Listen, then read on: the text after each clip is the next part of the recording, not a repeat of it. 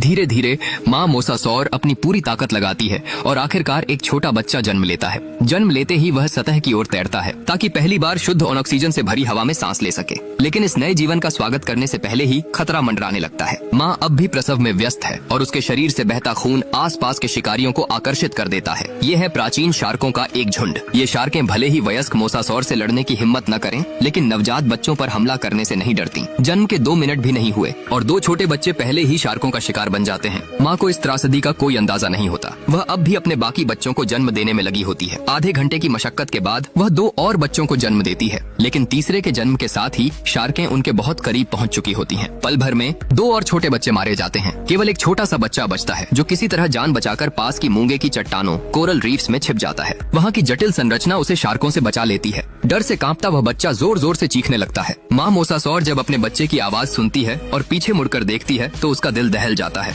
लगभग सारे बच्चे मारे जा चुके होते हैं। उसके भीतर का क्रोध भड़क उठता है। समुद्र की शासक कहलाने वाली यह माँ भयानक गुस्से में आ जाती है। वह बिजली की रफ्तार से शार्कों पर झपटती है। एक ही बार में एक शार्क का पेट फट जाता है। पानी में उसका शरीर बेहद तेजी से तैरता है और कुछ ही मिनटों में आधी से ज्यादा शार्कें या तो मारी जाती हैं या डरकर भाग जाती हैं। कुछ तो उसकी मौत की लहर में चकनाचूर हो जाती हैं। लेकिन माँ का गुस्सा ठंडा नहीं होता। अपने बच्चे की चीखें उसके दिल को चीर देती हैं। वह आखिरी बची शार्क का पीछा करती है, बार बार टकराती है और अंत में उसे भी चीर कर रख देती है। अब सन्नाटा है, खून से लाल हुआ समुद्र और बचा केवल एक छोटा मोसासौर का बच्चा। माँ थकी हुई है पर उसकी आंखों में दर्द और दृढ़ता दोनों झलकते हैं। इस निर्दयी प्राचीन सागर में जहाँ सिर्फ ताकतवर ही जिंदा रहता है, आज उसने एक सबक फिर से दोहराया है। यहाँ हर सांस, हर दिन खुद में एक चमत्कार है।